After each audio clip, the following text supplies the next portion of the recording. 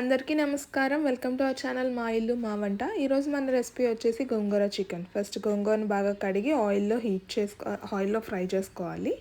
తర్వాత చికెన్ని కొంచెం పసుపుతో కడిగి పక్కన పెట్టుకోవాలి.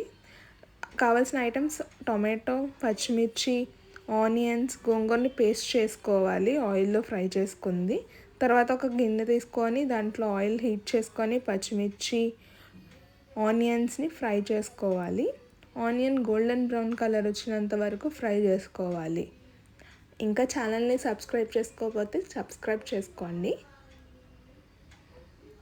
ఆనియన్స్ ఎంత బాగా ఫ్రై అయితే అంత టేస్ట్ వస్తుంది. కొంచెం ఉప్పు యాడ్ చేసుకున్నాము. కొంచెం అల్లం వెల్లుల్లి పేస్ట్, ధనియాలు, జీలకర్రని పేస్ట్ చేసుకొని యాడ్ చేసుకోవాలి. ఇది పచ్చివాసన పోయేంత వరకు ఫ్రై చేసుకోవాలి. తర్వాత కొంచెం టొమాటోస్ 2 టొమాటోస్ని కట్ చేసుకొని యాడ్ చేసుకోవాలి. తర్వాత మూత పెట్టుకొని మగ్గనివ్వాలి. మగ్గిన తర్వాత చికెన్ని యాడ్ చేసుకోవాలి.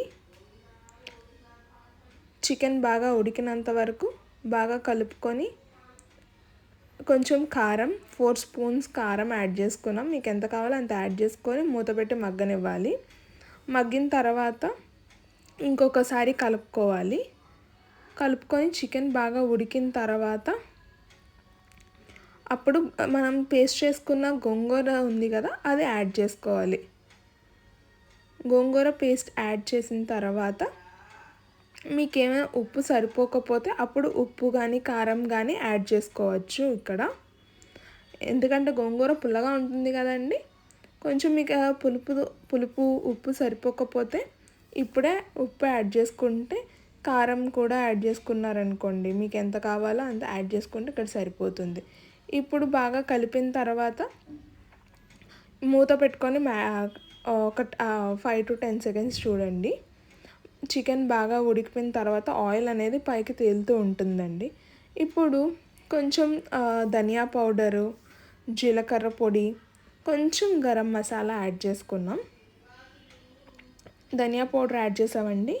ఇప్పుడు జీలకర్ర పౌడర్ 1 స్పూన్. ఇందాక మనం పేస్ట్లో యాడ్ చేసుకున్నాం. ఇవి కొంచెం ఫ్లేవర్నెస్ ఇస్తుంది, సో అందుకనే మళ్ళీ యాడ్ చేస్తున్నామండి. 1 టేబుల్ స్పూన్ గరం మసాలా.